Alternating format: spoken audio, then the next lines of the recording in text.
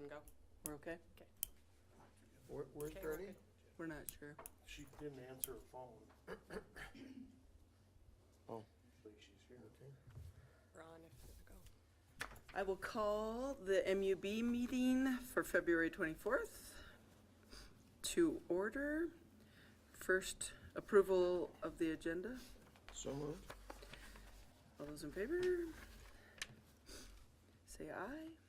Aye. Aye. So moved. Approval of the minutes. So moved. All those in favor? Say aye. Aye. Aye. So moved. Approval of the claims. So moved with some questions. Well, do you want to ask Rick some questions? Anything outstanding on gets your attention, Rick? No, nothing this month, pretty standard, monthly bills. Yeah, we replenished some stuff from Northwest Pipe Fittings, for about $4,500. Those were some of the repairs that we made, that we want to make sure that we replenish those stock items so we have them for the next time. Utilities, of course, and that was just in the news here. The is going to go up 25%, and you can see, in our monthly bills when we're running wells and stuff, that's a lot of consumption of power. So we don't necessarily have that built into our budget, but hopefully, we'll be able to just use our reserves if needed. But other than that, everything's pretty standard.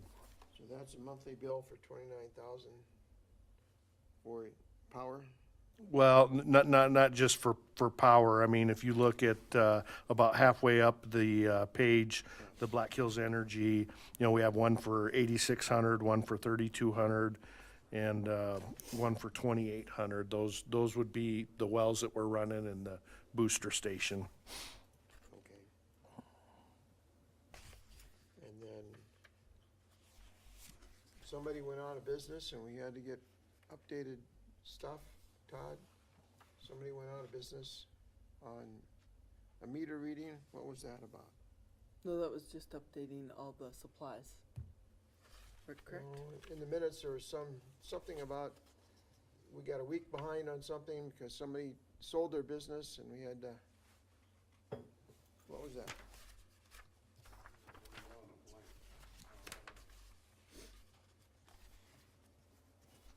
From last meeting? We Talk about the waterman?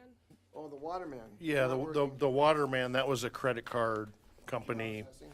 Yeah, processing that had sold out to another company. We've got that all resolved and the Waterman's back up operational. Thanks to Ann, they stayed on with a lot of phone calls. A lot of phone time. Yeah. So approval of the claims? Yes, ma'am. Okay. All right. City Financial Officer report. All right. I am going to give you a comparison for January of this year to last year. Last year, we had revenues of $127,037.10, and this year, $133,675.70. So we were up over last year, $6,638.60. Expenditures for 26, we had $99,025.66. In 25, $98,505.16. So revenues were up $520. So we're good. Everything looks good there. Then shut off, we started with 75. Robin and Jen got that down to 12 at 5 o'clock, and there should be 3 or 4 that'll come in this morning and hopefully pay. So that'll bring us down to about, what, do the math, Ann? It'd be about 8, 9 people. Okay. So that's what I've got. Thank you.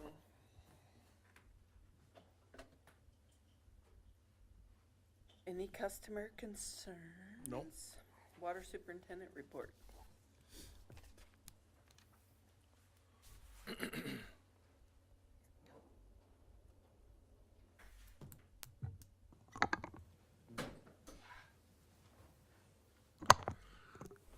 Morning. I'm glad my son's done with, got a little break in high school sports for now, so we can all take a break and get away from the creep and crud that's going around. But anyhow, and keep it short, basically this is the time of year, February into March, all of my annual reports are due for updating things. One of them that I've completed is to keep the Daner happy and the EPA happy is it's the ERP, RRA, and cybersecurity. I don't remember the last part of that acronym, but Emergency Response Plan, Risk and Resiliency need updated every 3 years unless they determine they want us to do it sooner. So anyway, that was our 3-year. We've got a new template, and actually as mundane as it is, this new template seemed to go all right. So that's been submitted. I did get referral or a reply from the EPA that they accepted it for our OEA, another acronym. Other than that, I've got the rate study survey that we've been filling out since I've been here. I've got that to work on. I've got the annual report for you guys. That one will be later because a crucial part of that is a report I get from the state that traditionally shows up late March. We'll see this year they're having some major staffing concerns. I had an inspection from a guy randomly that we haven't done, and they pulled him out of retirement just to get inspections done. So today is shut-off day. I was at a meeting 3 weeks ago with Mark Mayer, and the number of openings they have in the water department is unreal. I mean, literally within the water department, they have several different divisions, and every division had multiple job openings. So I don't know how they're going to backfill it and end up. I mean, and to Todd's point, I mean, they're to a point where they're trying to hire people back out of retirement on a part-time basis, and it's going to be a struggle, and the uncertainty with all the, it seems like all of the regulations are getting more and more stringent. We just don't have the people to even apply them, which leaves us in a little bit of limbo as well. So it's a good point that not only are we short here, but we're short everywhere, even at the state level. It does have an effect on reporting, on my reporting, but with that, one last thing is we're still working on the lead and copper inventories. We are, with total unknowns, we're down to around 800. So we gained ground on the last run of door hangers, but Rick and I have a scheduled meeting next week to learn some. Doesn't seem to be going away. We have to do this. So, and anybody you can coerce, strong arm, whatever, to call us to see if they're done or not, and would schedule to have us inspect their line so we can get this whipped, where we're running out of time, and it eats a lot of our man hours. Kind of the next step for us, and part of the conference call that we're going to participate in with DNR is the next step is physically digging up lines, potholing to determine what the materials are. So when and if, not if, when we get to that, I mean, it's going to be very time consuming and very expensive. I mean, we're going to be digging up lines, and part of what we're going to be, my understanding, and again, at the meeting I was at here a few weeks ago, we're going to be able to hopefully isolate or isolate certain areas of town, but in order to do that, we have to dig up a certain percentage we don't have to dig up every line, but if we can dig up a certain percentage of them and go, hey, these are all whatever, galvanized or plastic or whatever, then we can hopefully exclude that whole area out. But still, it's gonna take a lot of time, energy, and resources to be able to do that, so. Hopefully we'll be able to report more back to you next month after our conference call next week. So am I understanding right, Todd, there are about 800 homes in town that have not responded to you on the survey to help you to know whether they have lead or don't have lead? Correct. And we're obligated as a community to then try to complete an assessment without being in their home, but by digging up the water line outside their residence. Correct. Oh my goodness. So, I mean, I can't stress enough how community involvement is key, because, I mean, the simple math is there. The more it costs us, the more that cost translates to the consumer. I mean, and it's as simple as setting up an appointment and we can identify and move on to the next step. I mean, we're never free and clear. When you federal regulations dictating stuff that is antiquated, there's always going to be issues, but this one is preventable, so. The next one is kind of the next phase as well as the schools. Yes, we're going to be, I'll just quit there. I'm going to keep it short. There's a lot going on, but the first step is getting proactivity amongst our citizens, whatever it takes. I mean, we're at the point of making phone calls. I haven't talked to Amy yet to see how she feels about it, but between all of us calling these people and trying to schedule something is the next step. Between Dave, myself, and Amy, that's 270 phone calls each. That eats a lot of time itself, so. And the mechanism that we've used in the past to notify people, is it through the mail? We've put it on the SIP. We've gone door to door. We've had to do door hangers twice already on each one of these homes. I mean, we've gone through the social medias. We gave away Yes. a month's worth of utility billing to encourage people to participate, and I mean we've literally done it all. I don't know where. So I'm hitting up anyone who wants to spread the word. I guess with that, if there's no questions, I'll be done. Good. Thanks, Todd.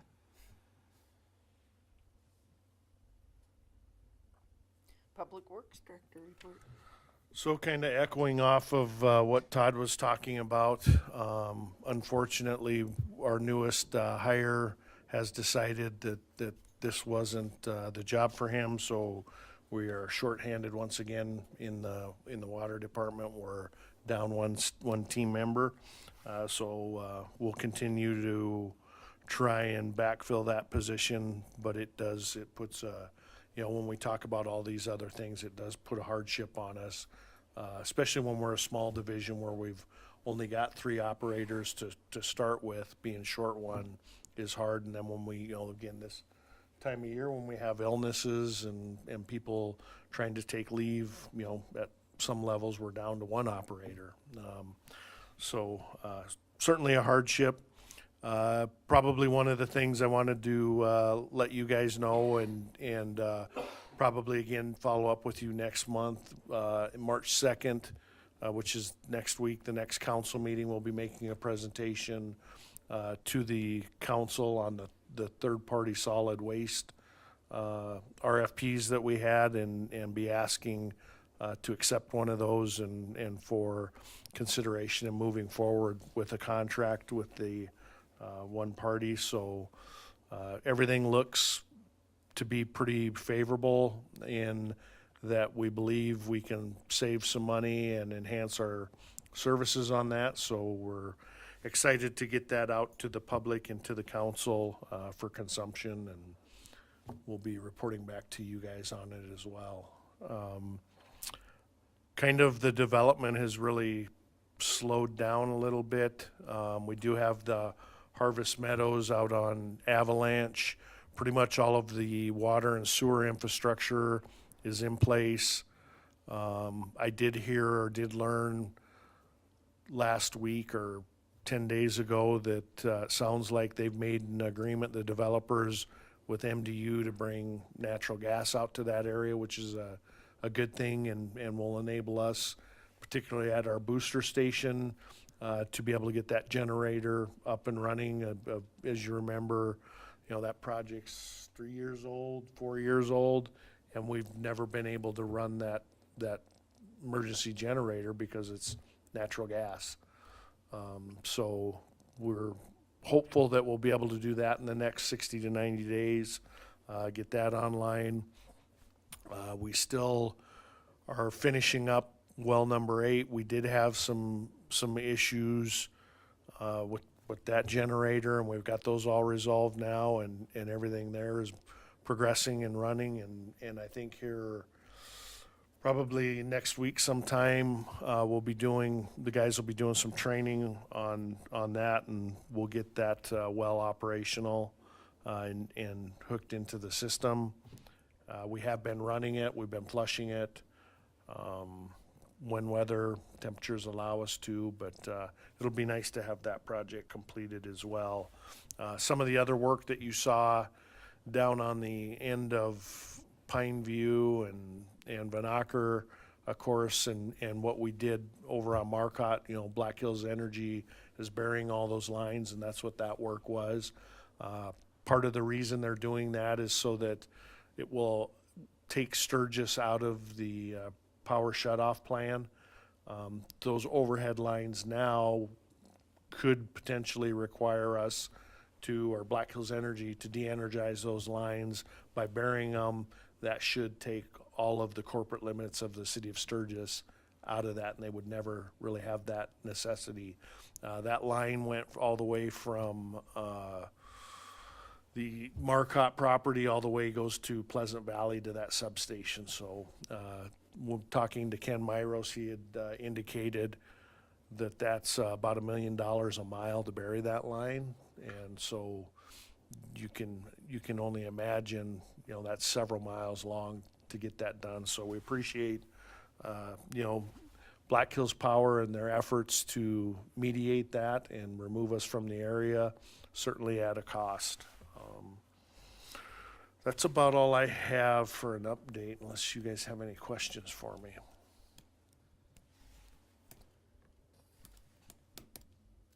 Thank you.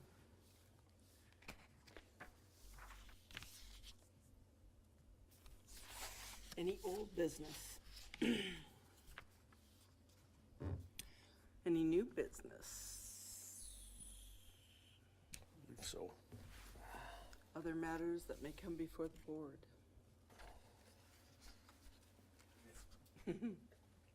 No need for an executive session.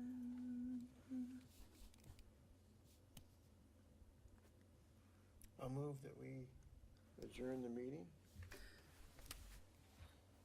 Second. All those in favor? Aye. Aye. So moved. Our next meeting